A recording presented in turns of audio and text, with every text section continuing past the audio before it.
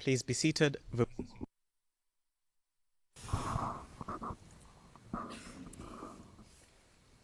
Maître Altid, à vous la parole. Merci, Monsieur le Président. Jennifer Naouri va continuer sa présentation avec votre permission.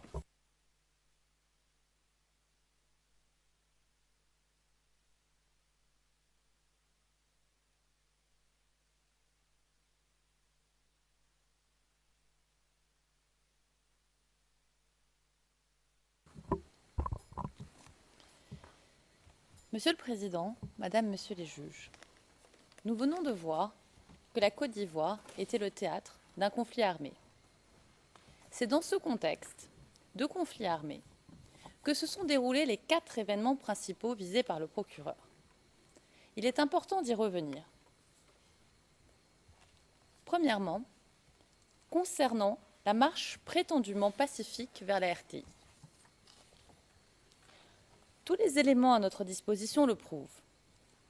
Ce ne sont pas les forces pro-Gbagbo qui auraient attaqué des foules désarmées, comme le prétend le procureur. Mais bien au contraire, l'armée pro-Ouattara qui a lancé une attaque préméditée et préparée contre les forces de maintien de l'ordre.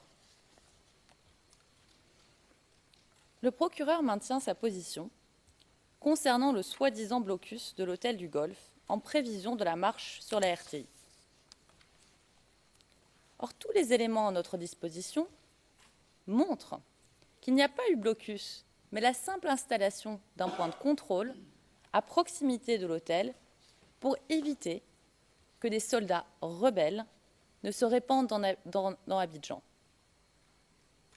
Et d'ailleurs, il ne pouvait y avoir blocus, puisque les habitants de l'hôtel du Golfe, de même que nombre de civils et de journalistes, allaient et venaient à leur guise, et qu'à l'époque, l'hôtel était le lieu d'un incessant ballet diplomatique.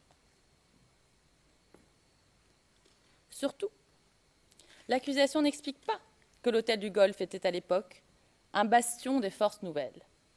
D'après les rebelles eux-mêmes, plus de 800 soldats y étaient basés depuis septembre-octobre 2010, donc bien avant la marche du 16 décembre. Dans ces conditions, il est difficile de comprendre les allégations du procureur, qui reposent toutes sur un postulat: des manifestants pacifiques auraient été victimes de membres des forces de l'ordre qui se seraient livrés à des attaques non provoquées pour les terroriser. Tous les éléments de preuve à la disposition des parties montrent que la manifestation du 16 décembre 2010 était en réalité une marche insurrectionnelle planifiée. Il a été établi, et nous le démontrerons encore lors du procès, que des militaires rebelles, lourdement armés, avaient lancé une attaque à partir de l'hôtel du Golfe, le 16 décembre 2010, afin de s'emparer de la RTI et de la résidence présidentielle, sous couvert de la diversion que devait constituer la convergence de milliers de manifestants venant de tout Abidjan vers la RTI.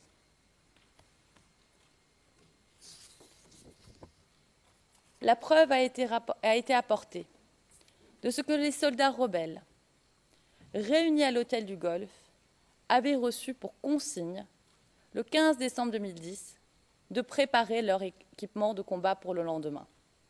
Nous remonterons ces images parce qu'elles sont fondamentales. Ici, il s'agit de consignes données à une armée. Soldats, militaires, je vais à la radio-télévision ivoirienne pour installer le nouveau directeur général de cette télévision parce que le président de la République me l'a demandé. Vous devez vous tenir prêts. Donc, il faut que vous vous mobilisiez. Jeudi, nous allons à la télévision Je compte sur vous. Et le moral? Non, et le moral? Voilà.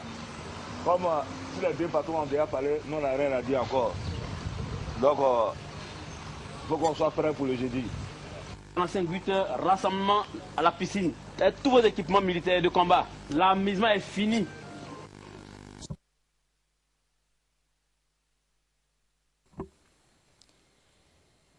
Comment le procureur peut-il nous dire, le 29 janvier, que, et je cite, le 14 décembre 2010, le gouvernement de M. Alassane Ouattara a demandé à ses sympathisants de manifester, et ce, de façon pacifique, et de se rendre vers la RTI le 16 décembre.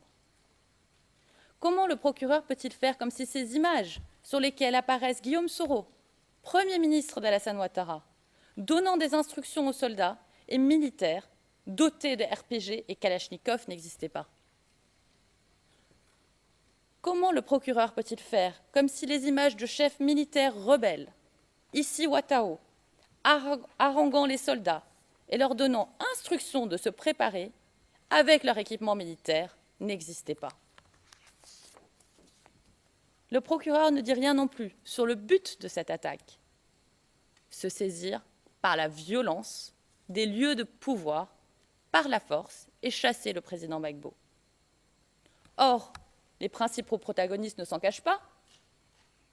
Ils ne nient pas qu'il s'agissait, par le biais de cette attaque militaire, d'installer Alassane Ouattara au pouvoir, bien au contraire.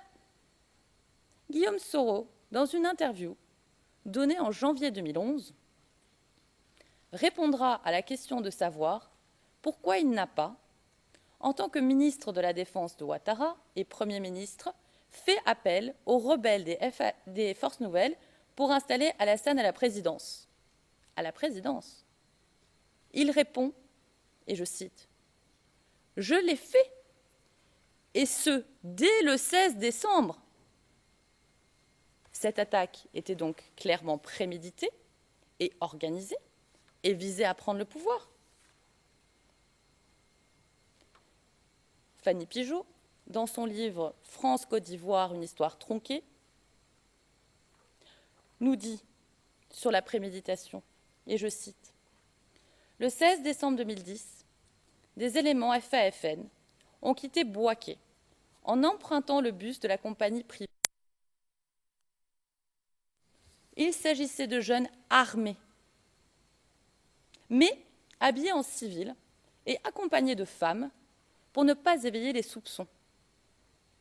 Ils ont utilisé des voies détournées pour arriver à Abidjan, Daloa, Bouna, Daoukro, etc. Et que nous dit le procureur? Qu'il s'agissait d'une manifestation de civils, d'une manifestation pacifique. Il est démenti par les faits. Le 16 décembre 2010, quelques heures avant l'attaque, un journaliste de France 24, présent à l'hôtel du Golfe, nous le dit. Nous avons vu les images et nous les montrerons encore. Oui.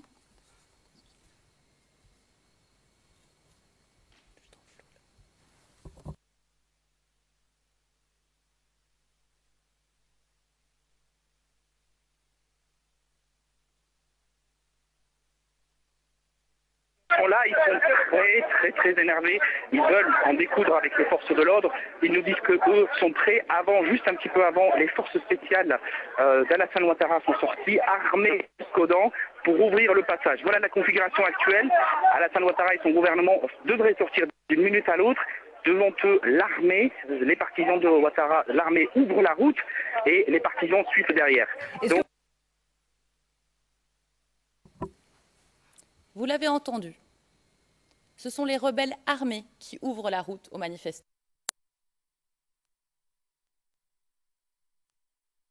Les manifestants eux-mêmes étaient-ils pacifiques? Non. Eux aussi étaient armés. Un témoin de la défense, D30, témoin direct des événements, déclare avoir vu le 16 décembre 2010, aux environs de 8 heures du matin, et je cite, « de nombreux gens armés, de machettes, de bâtons, marchant sur la voie Anyama Abobo, pour, disait-il, se rendre à la RTI, répondant ainsi à l'appel du RHDP. Ils chantaient « On va pomper Guégon. Les petits Gbagbo vont mourir. Mais le procureur n'en souffle mot. Pas un mot non plus sur la violence inouïe de cette attaque. Je tiens à vous avertir, certaines images que nous allons voir sont difficiles.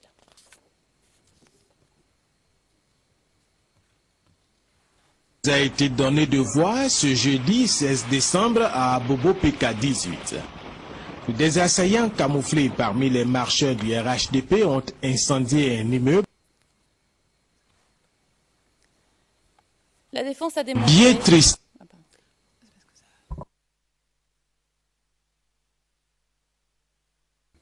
Pardon. Le spectacle qui nous a été donné de voir ce jeudi 16 décembre à Bobo PK18. Des assaillants camouflés parmi les marcheurs du RHDP ont incendié un immeuble dans ce quartier d'Abobo.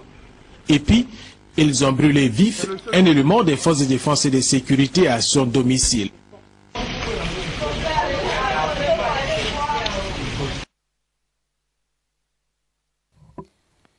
La défense a démontré et démontrera encore lors du procès que la thèse et la logique suivie par le procureur ne tient pas.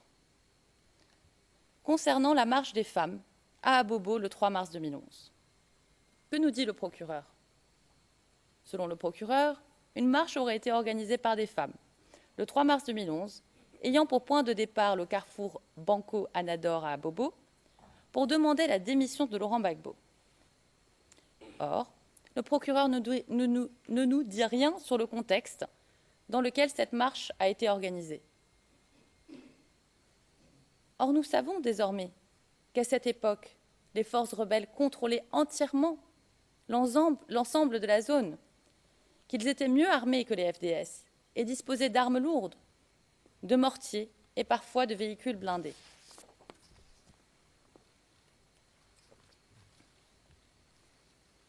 Le seul point d'appui des troupes gouvernementales, en mars 2011, est le camp commando, étant entendu qu'il était ravitaillé par des convois qui traversaient Abobo sans jamais s'arrêter et qu'à aucun moment, les soldats qui s'y trouvaient, encerclés, peu armés et à court de munitions, n'avaient lancé d'attaque contre les forces rebelles qui pourtant les harcelaient jour et nuit. Par exemple, le 24 février 2011, des hommes en civil lourdement armés paradent à Abobo et vont attaquer la gendarmerie et le camp commando. Regardons les images.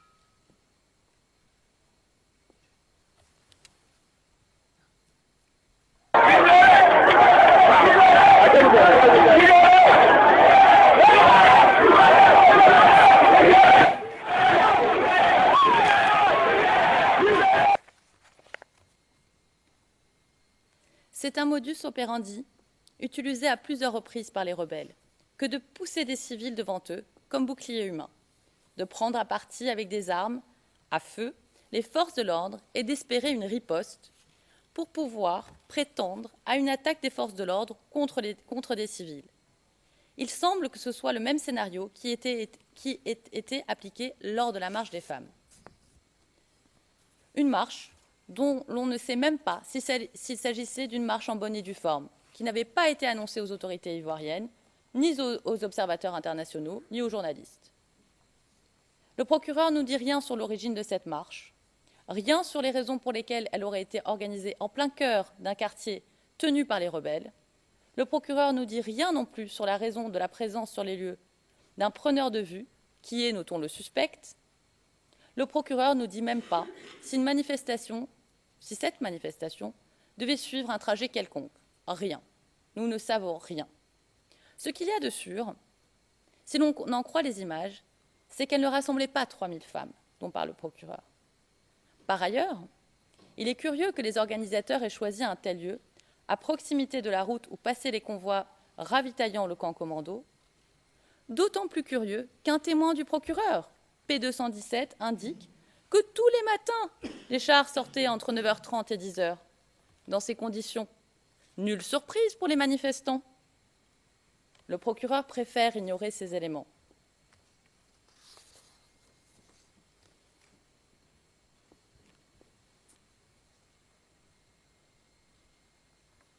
Le procureur nous montre une vidéo qui permettraient de comprendre ce qu'il s'est passé lors de la marche. Or, en analysant cette vidéo, plutôt que d'éclaircir la situation,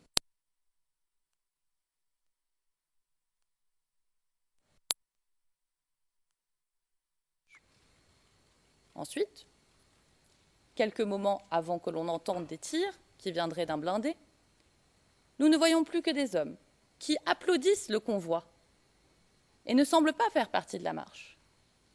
C'est comme si l'on changeait de plan, de séquence. Ensuite, sur la vidéo, l'on voit des personnes qui courent dans une direction non définie, essentiellement des hommes. Où sont les femmes?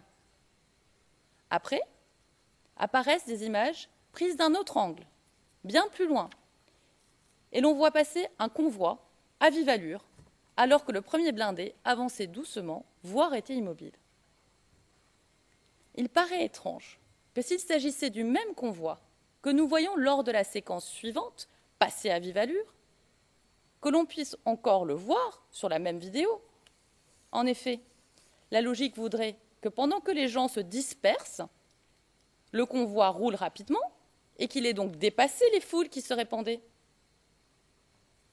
À ce propos, nous démontrerons que les témoignages présentés par le procureur sont contradictoires et que les déclarations de ces témoins ne permettent en aucun cas de savoir comment aurait été composé le convoi. Aucun d'entre eux n'est d'accord sur le nombre et le type de véhicule qui aurait composé le convoi. Autre chose étrange, ce n'est qu'après avoir vu le convoi passer à vive allure que le plan de la vidéo se concentre sur des femmes par terre et qui auraient été touchées par une fusillade. Mais le convoi qui vient de passer est loin d'elles. Comment se fait-il que des femmes qui auraient été touchées par un tir qui les aurait visées directement en pleine face se retrouvent à plusieurs mètres du convoi sur le côté? Surtout, il est étrange que moins d'une minute après cette fusillade, les victimes alléguées soient toutes alignées au même endroit. Et comment se fait-il que seules des femmes aient été touchées alors que nous savons qu'il y avait des hommes en face du convoi quand il est censé avoir tiré? Surtout, quand l'on regarde attentivement les images des femmes blessées, force est de constater cette anomalie suprême. Une femme censément morte se relève, l'on voit une femme se relever et au même moment, on entend une voix dire « Couche-toi, ce n'est pas encore fini ». Regardons cet extrait.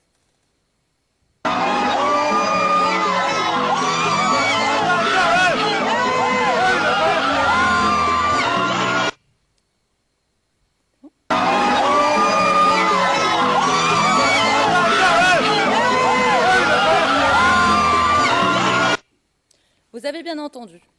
Ce qu'on lui dit, c'est « couche-toi, ce n'est pas encore fini ». Et si elle était si gravement blessée, pourquoi personne n'a tenté de lui porter secours? Elle était clairement encore consciente.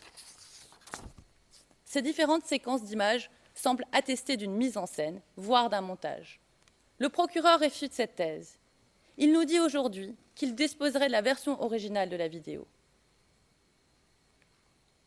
Il nous dit, et je cite, que nous entendrons des dépositions d'experts qui vous prouveront que cette vidéo est authentique et que les images et le son n'ont absolument pas été retouchés ni manipulés.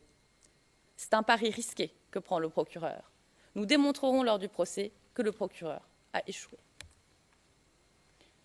Concernant le soi-disant bombardement d'Abobo, au début du mois de mars 2011, à l'exception des gendarmes assiégés au camp commando, le quartier tout entier est entre les mains du commando invisible et des FAFN.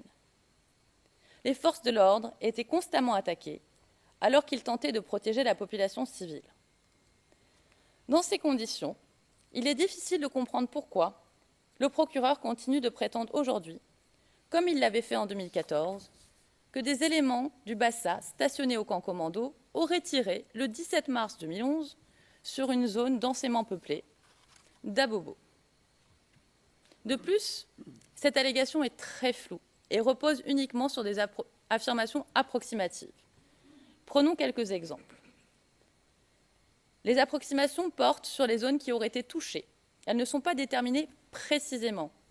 Nous ne connaissons pas les endroits exacts où seraient tombés les obus. Rappelons qu'Abobo n'est pas un simple quartier d'Abidjan. C'est une ville dans la ville. Abobo s'étend sur une superficie de 78 km² et est peuplé d'1 500 000 habitants. Il appartenait au procureur d'être bien plus précis. Les approximations portent aussi sur l'heure à laquelle le soi-disant bombardement se serait déroulé. En pleine journée. Ce n'est pas une allégation claire. D'ailleurs, nous démontrerons tout au long du procès que les déclarations des témoins du procureur ne permettent même pas d'affirmer que le prétendu bombardement aurait effectivement eu lieu en pleine journée. Notons aussi que la crédibilité de certains de ces témoins, du procureur, est plus que douteuse. Par exemple, P234 indique qu'il avait été recruté, ainsi que 2 autres témoins, par le camp Ouattara pour déstabiliser le régime. Enfin et surtout, et j'insiste sur ce point, il est difficile de comprendre pourquoi le procureur continue de prétendre, et je cite, « Alors que le gouvernement de Laurent Gbagbo disposait de preuves impliquant les forces pro-Gbagbo dans ces événements, aucune véritable enquête n'a été menée et personne n'a été puni. » Le procureur sait, tout du moins depuis février 2013, que le tribunal militaire d'Abidjan a été saisi le 24 mars 2011, soit une semaine après les faits allégués, afin de mener une enquête complète sur des obus qui auraient été tirés à Bobo. Surtout, le procureur fait fi du résultat de cette enquête, qui a abouti à l'acquittement des prétendus auteurs du bombardement du 7 mars 2011. En effet, le tribunal militaire d'Abidjan a acquitté le 16 mars 2015 les militaires qui étaient poursuivis pour leur rôle allégué dans des tirs d'obus sur Abobo le 17 mars 2011. Qu'est-ce que cela signifie concrètement? Cela signifie que ceux qui avaient été soupçonnés par la justice ivoirienne d'être les auteurs directs des soi-disant bombardements d'Abobo du 17 mars 2011 ont été acquittés pour manque de preuves. Le procureur ignore tout simplement, dans son mémoire préliminaire, une décision de justice ivoirienne rendue quelques mois auparavant. Comment peut-on poursuivre ici, devant la Cour pénale internationale, une cour qui est complémentaire aux juridictions nationales, des faits pour lesquels les auteurs directs ont été acquittés? Comment peut-on poursuivre ici, sous le mode de responsabilité de co-auteurs indirects, des faits pour lesquels les auteurs directs, allégués, ont été acquittés? Cela n'a aucun sens. Pourquoi le procureur s'obstine-t-il à conserver l'incident du bombardement du marché d'Abobo? Parce que ce soi-disant bombardement parle aux consciences. Il rappelle aux journalistes et à l'opinion publique le bombardement d'un autre marché, survenu en Europe une vingtaine d'années plus tôt, le bombardement du marché de Sarajevo. Un mot enfin sur les soi-disant attaques par des pro-Gbagbo à Yopougon après l'arrestation du président Gbagbo, le 12 avril ou vers cette date. Nous avons écouté le procureur et il n'est toujours pas clair en quoi consiste cette allégation d'une attaque sur Yopougon.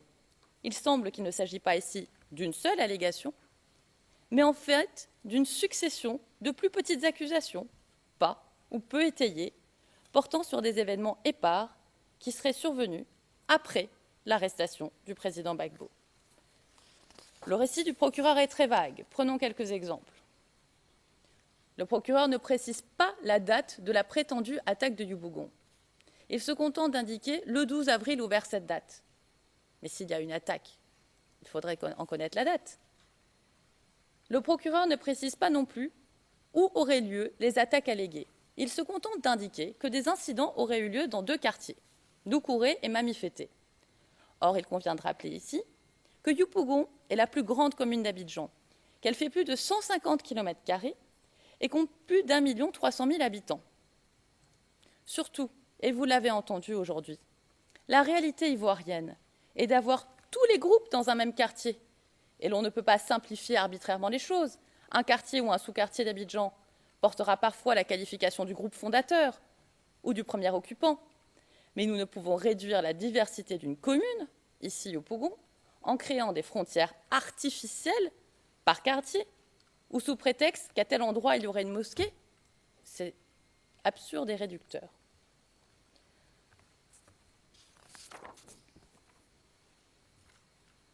Il convient de noter aussi que le procureur est de plus en plus en recul concernant ces petites accusations éparses. Par exemple, le nombre de morts allégués ne cesse de diminuer. Il est passé de 80 à 75 à 68 et aujourd'hui le bilan serait de 62 morts. Il en va de même concernant les viols. Nous sommes passés de 22 viols allégués à 8, soit un nombre divisé par 3. Plus ça va, plus le procureur réduit cette allégation, et c'est bien normal, puisque, comme il sera démontré tout au long du procès, le narratif du procureur ne prend pas en compte la réalité de ce qui s'est passé à Yopougon entre mars et avril 2011. Par conséquent, les accusations ne résisteront pas à l'analyse. La réalité à Yopougon est différente. Il faut savoir que Yopougon est une ville dans la ville habitée par des populations largement favorables au président Gbagbo. Dès mars 2011, des groupes rebelles bien armés, bien organisés, se sont attaqués à la population civile de Yopougon, en mars 2011. Et dans les jours précédant l'arrestation du président Gbagbo, les exactions des rebelles à l'encontre des civils se sont multipliées. Et au lendemain de l'arrestation du président Gbagbo, le 12 avril 2011, les FDS n'existaient plus. Les chefs et certaines unités s'étaient alliés à Alassane Ouattara, les autres s'étaient débandés ou étaient détenus à l'hôtel du Golfe. Une fois les gendarmes disparus, les rebelles s'en sont pris aux habitants. Et ceux-ci se sont barricadés pour défendre les leurs, vieillards, femmes et enfants, et pour défendre leurs biens. Pour obtenir la reddition des habitants, des chefs rebelles ont entamé des négociations et ont obtenu que la population dépose les armes et démantèle les barricades. Ce n'est qu'après que différents groupes rebelles ont mis Yopougon en coupe réglée, se livrant à des exactions. Je tiens à vous avertir, certaines images que nous allons voir sont difficiles.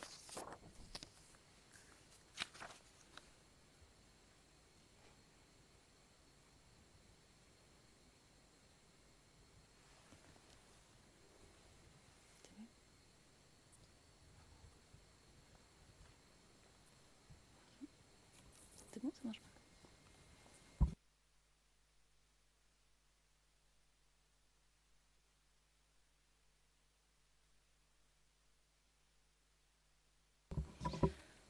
Bon, on ne vous montrera pas les images, hélas, puisqu'on a un problème de PowerPoint et on ne veut pas faire plus de temps à la cour. Le point est le suivant. It's an OTP syndrome. We have 1-1 now. Le juge président, ben voilà, vous avez été touché du syndrome du bureau du procureur. 1-1. Mais le point est le suivant. Le récit du procureur n'a aucun sens. Ceux qui commettaient des crimes à Yopougon, après la chute du président Gbagbo, étaient les forces rebelles qui visaient à installer leur chef, venu du Nord, dans leur nouveau fief.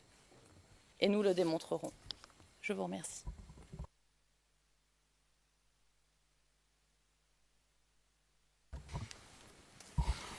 Maître Altid. Monsieur le Président, la dernière présentation sera effectuée par le professeur Jacobs.